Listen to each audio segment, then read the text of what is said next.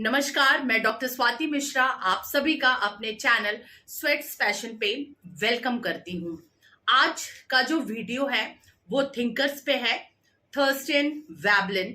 आप लोगों ने बहुत ज्यादा नाम इनका सुना होगा। कई सारे सिलेबस में इन्हें इंट्रोड्यूस भी किया जा रहा है और बेसिकली बहुत सारे लोग इनकी जो कॉन्स्पिरेसियस कंजम्पशन है उस पे रिसर्च भी कर रहे हैं। मतलब अब ये आजकल ट्रेंडिंग टॉपिक्स में ये आ रहा है रिसर्च के पॉइंट ऑफ व्यू से, डिसर्टेशन के पॉइंट ऑफ व्यू से। तो चलिए आज हम लोग थर्स्टन वैबलिन को शुरू करते हैं। बेसिकली ये जो थिंकर है वो 2 वॉल्यूम में जाएंगे।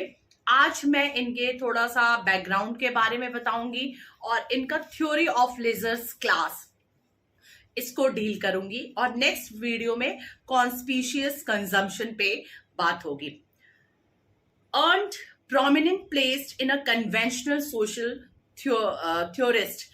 जो वैबलिन थे इन्हें सोशल थ्योरिस्ट में बहुत मतलब इनका जो स्थान था वो कन्वेंशनल सोशल थ्योरिस्ट के रूप में था। अब कन्वेंशनल सोशल थ्योरिस्ट क्या है ये भी मैंने लिखा है, समझ लीजिए कि it is the early form of sociology which developed in the late 19th and 20th century, emphasize on the grand theories, macro level theories and macro level analysis of the society।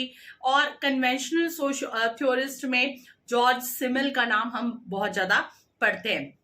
तो देखिए basically जब sociology की शुरुआत होती है तो जब शुरुआत हुई यूरोप में तो उस टाइम पे ग्रैंड थ्योरीज आई, ठीक है।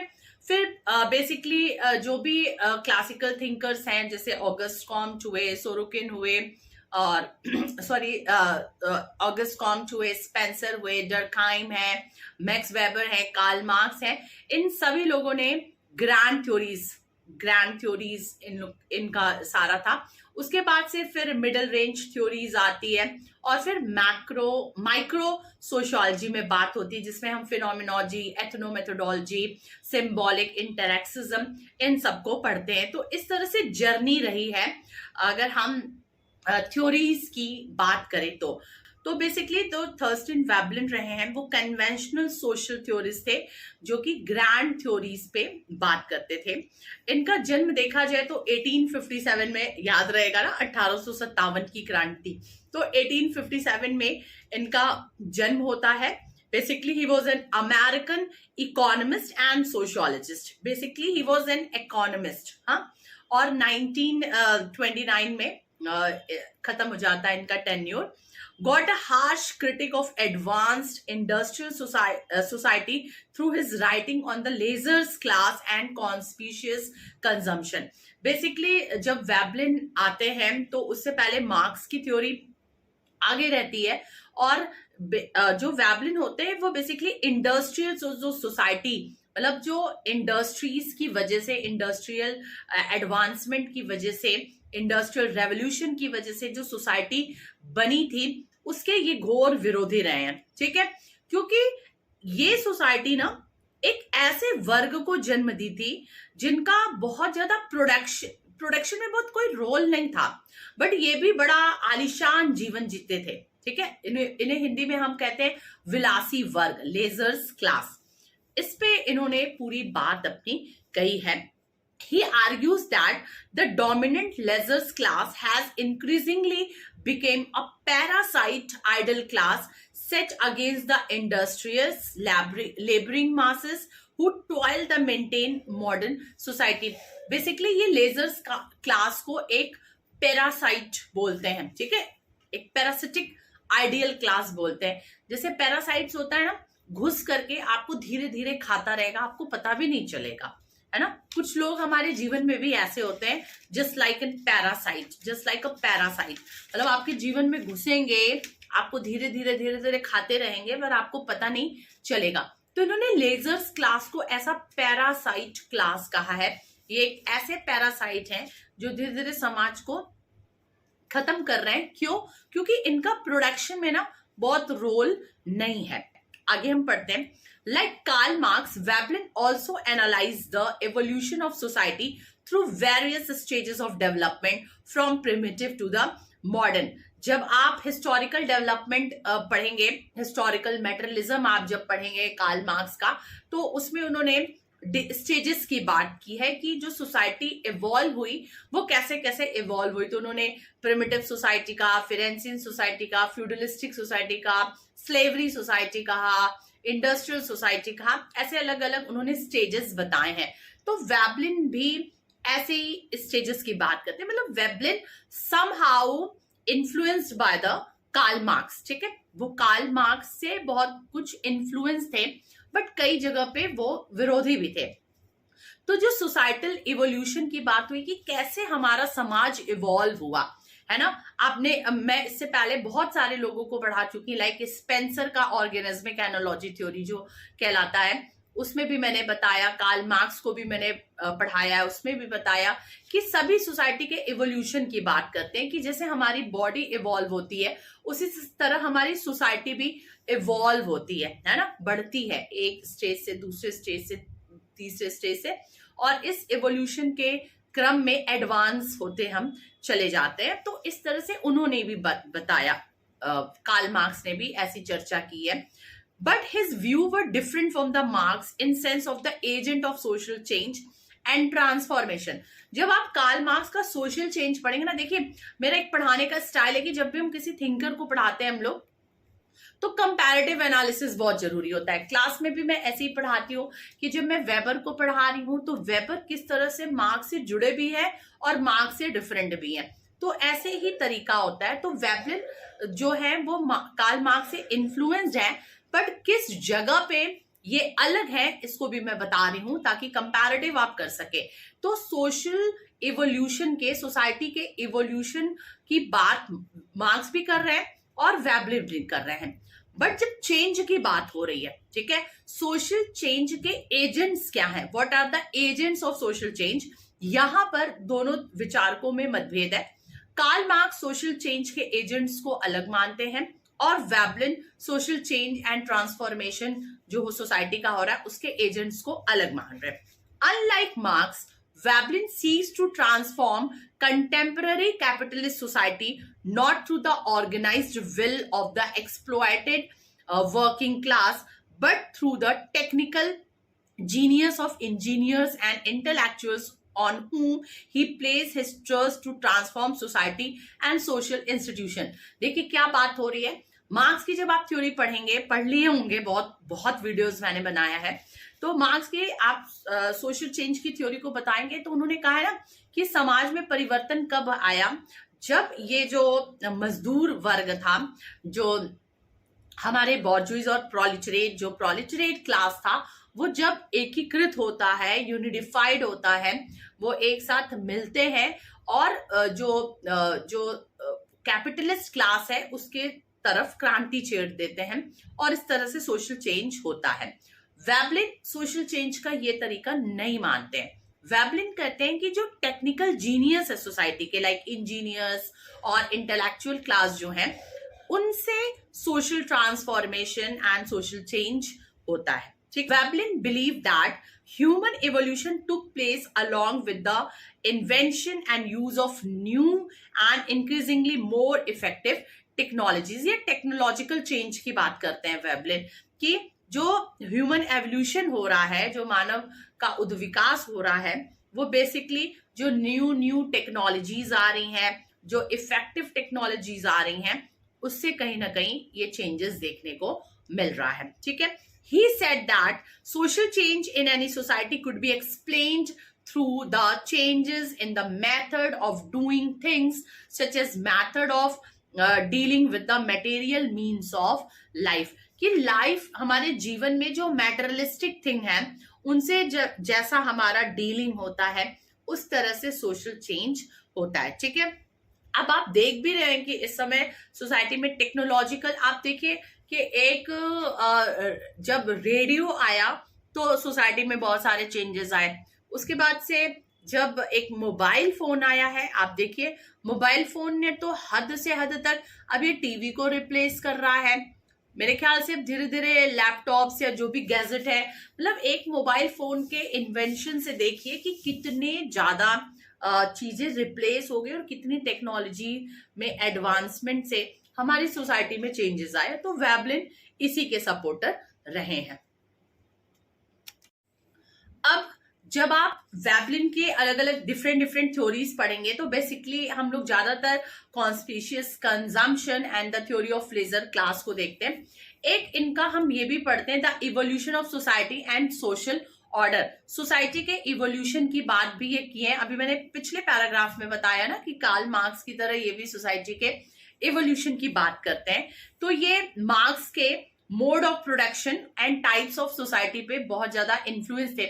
एक मैंने वीडियो बनाया हुआ है कार्ल मार्क्स का, उसमें मैंने बताया है कि कैसे कैसे जब mode of production and means of production में चेंजेस आते हैं तो सोसाइटी कैसे बदल जाती है। ठीक है, वो पूरा है हिस्टोरिकल मेटरलिज्म में शायद मैंने बनाया है, तो आप उसको देख सकते हैं। But Veblen also develop his peculiar set of societal type. इन्होंने भी 3 तरह की सोसाइटी की बात की, याद रखिएगा। वेबलिन ने कहा कि 3 तरह की सोसाइटी आई है, सेवेजरी सोसाइटी, बार्बेरिज्म एंड कैपिटलिज्म। याद करेगा 3 कौन कौन से वो कह रहे हैं, savagery society, barbarism and capitalism. Weber ने कहा कि द सेवेज स्टेज, जो सेवेज स्टेज था like a primitive society, savage stage जो था वो कम्युनल था, egalitarian and devoid of social classes. मैंने तीनों क्या लिखा है कि communal means a group of people living together in a common commune. ठीक है, लोगों का समूह जो एक साथ रहते थे।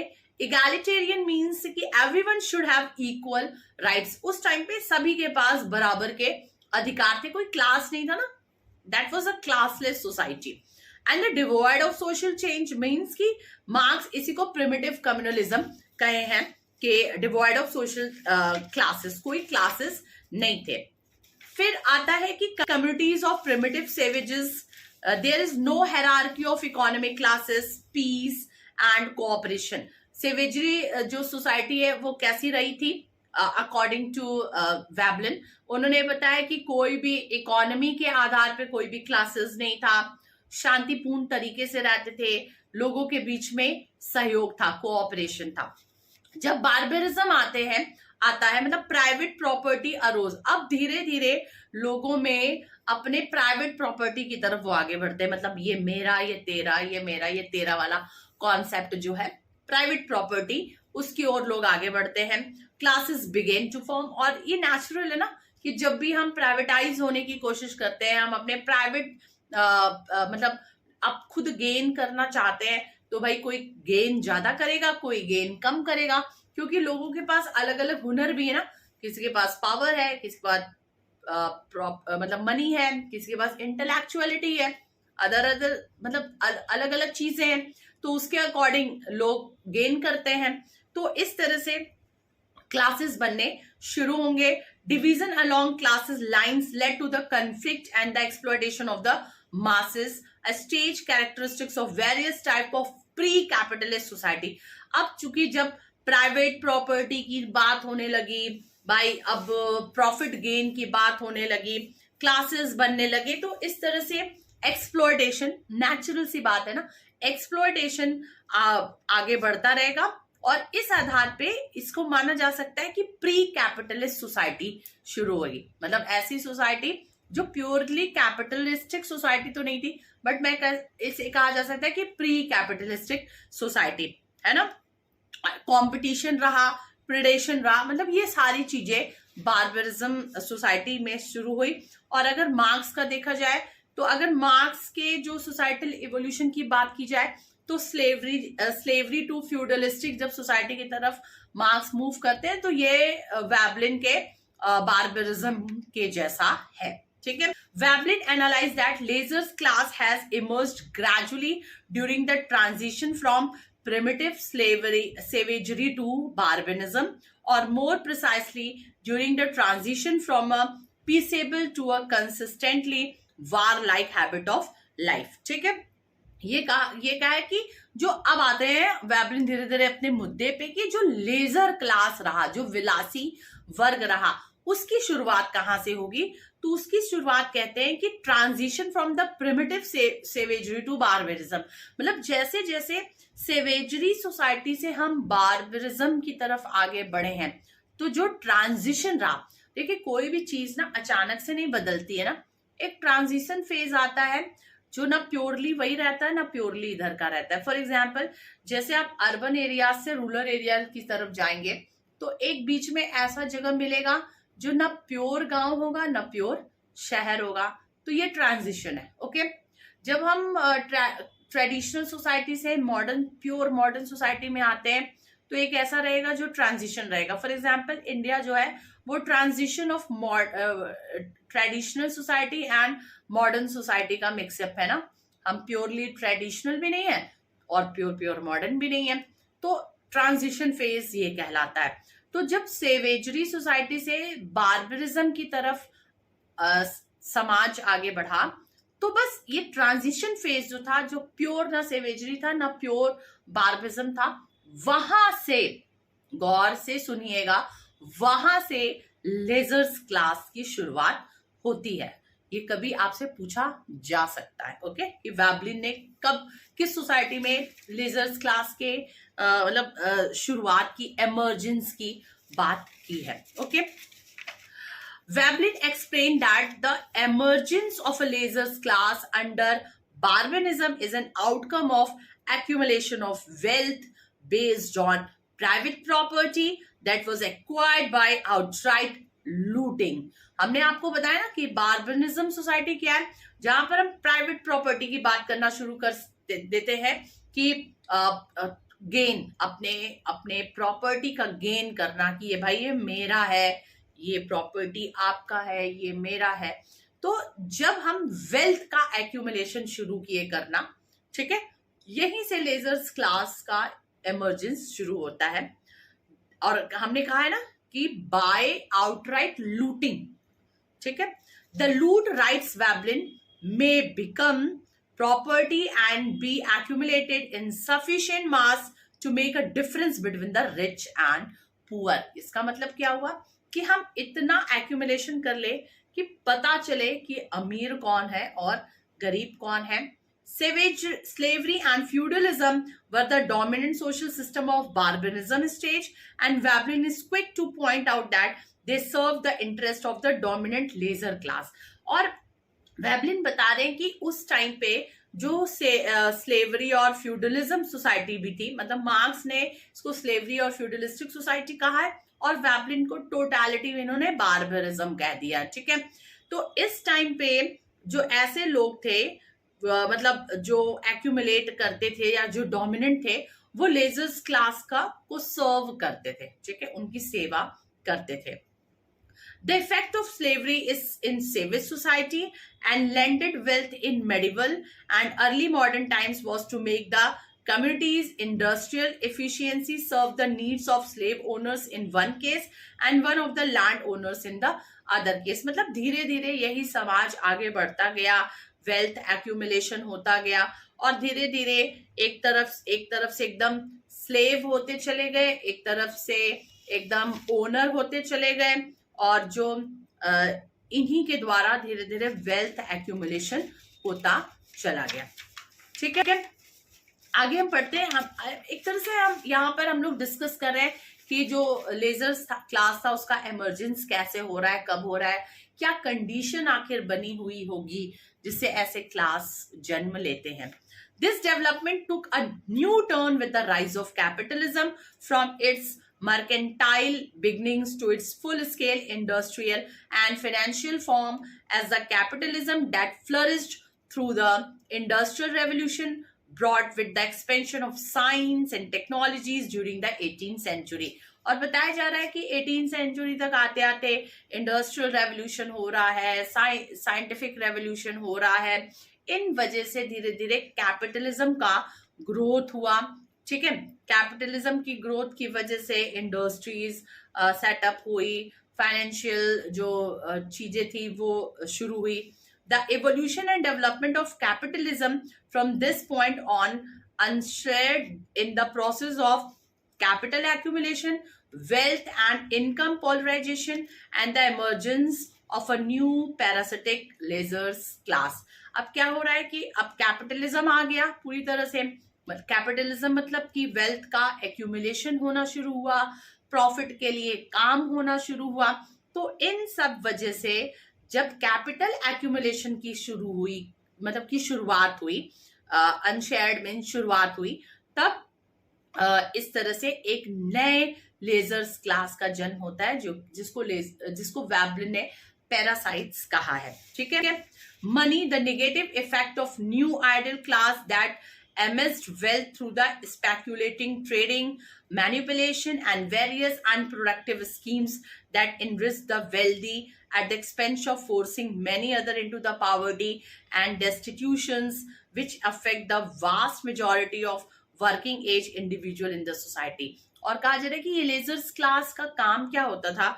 लेजर्स क्लास का काम होता था सट्टेबाजी का काम करना, जोड़ तोड़ करना, मैनिपुलेशन करना, अनप्रोडक्टिव स्कीम्स की तरफ आगे बढ़ना, और इस तरह से वो कुछ वर्ग को पूरी तरह से पावर्टी की तरफ ढकेल रहे थे और निराश्रित लोगों को कर रहे थे, और ये सब करते हुए अपने वेल्थ का एक्यूमुलेशन कर रहे थे।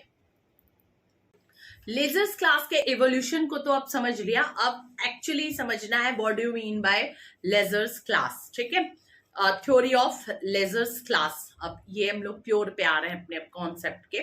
तो मेथोडोलॉजी जो वेबलिन ने अडॉप्ट किया था वो इवोल्यूशनरी पर्सपेक्टिव एंड इंस्टीट्यूशनलिस्ट अप्रोच। याद रखिएगा, क्योंकि ना कभी कभी जैसे नेट वगैरह के एग्जाम में या जो भी एंट्रेंस वगैरह के एग्जाम एंट्रेंस होते हैं, उसमें थोड़ा सा ऑब्जेक्टिव जिसमें पूछा जाता है, तो ये पूछ सकता है कि वेबलिन के अप्रोचेस क्या थे, है ना। नए क्वेश्चंस में ये सब क्वेश्चंस बनाए जा सकते हैं।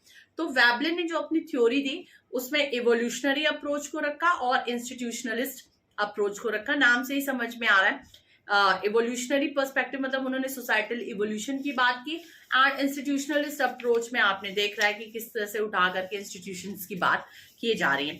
This theory deals with the psychological, social and economic issues of how institutions influence people's behavior from an evolutionary perspective. ये प्योर, ये दोनों जो मेथोडोलॉजी है उसको मैंने इस लाइन में एक्सप्लेन कर दिया। Okay, from Veblen neither individual nor institutions are taken for granted. He analyzed each from the beginning of their existence. ठीक है।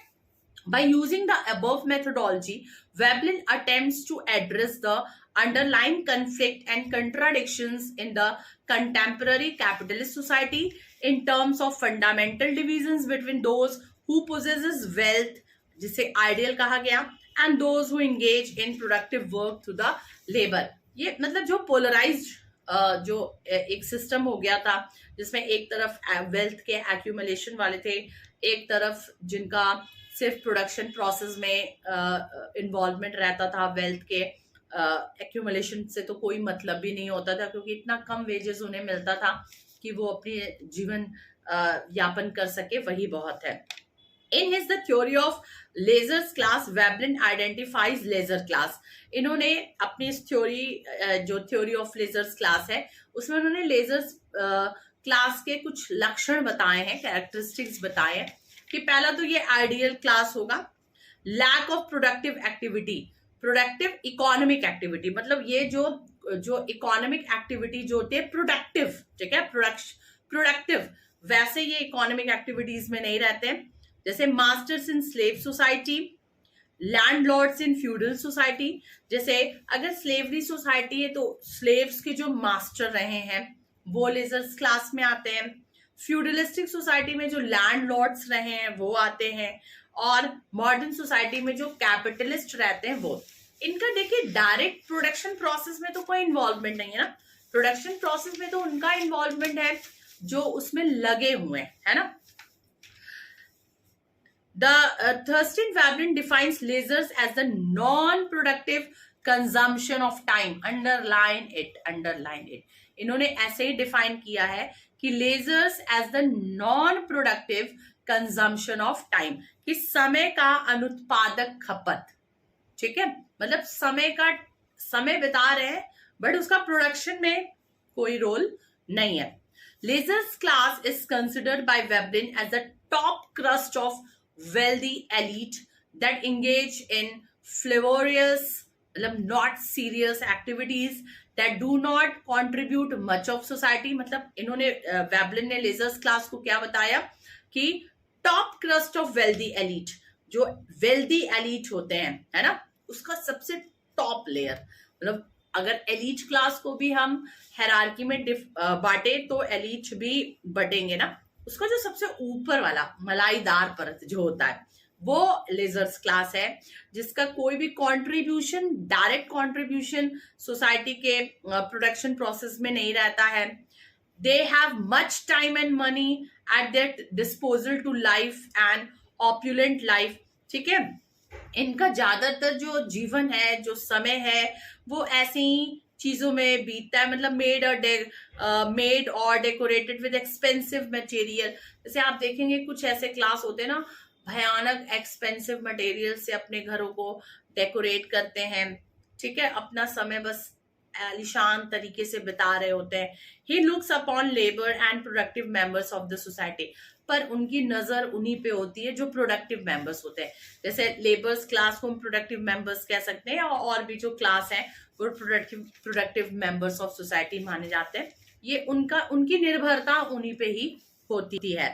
This dichotomy between productive and unproductive segments of society defines for Veblen the contradiction of modern society and societal life that creates tension in the social relations and holds back social economic progress and development. तो ये जो dichotomy है, एक productive class है, एक non productive unproductive segments है society का, इनके बीच में हमेशा से टेंशंस रहता है, जिसकी वजह से जो हमारे सोसाइटी का डेवलपमेंट होना चाहिए, जो इकोनॉमिक डेवलपमेंट होना चाहिए, वो उतना नहीं हो पाता है. तो ये पूरा लेजर्स क्लास है, जिसको हम हिंदी में कहते हैं विलासी वर्ग. तो मेरे ख्याल से आपको ये लेजर्स क्लास अच्छे से समझ में आ गया होगा. अब यही लेजर्स क्लास समझाने के लिए उन्होंने एक कॉन्सेप्ट दिया था, कॉन्स्पिशियस कंजप्शन, जो कि मैं आपको नेक्स्ट वीडियो में बताऊंगी. तब अभी तक के लिए यहीं पर वीडियो रोकते हैं. किसी भी तरह की आपको कुछ भी मुझसे ज़रूरत होगी तो आप प्लीज़ मुझे मैसेज कर दीजिएगा, मतलब मुझे कमेंट कर दीजिएगा, और मैं कोशिश करूँगी कि उस टॉपिक से रिलेटेड मैं वीडियोस बनाऊं. और तब तक के लिए टेक केयर, बाय.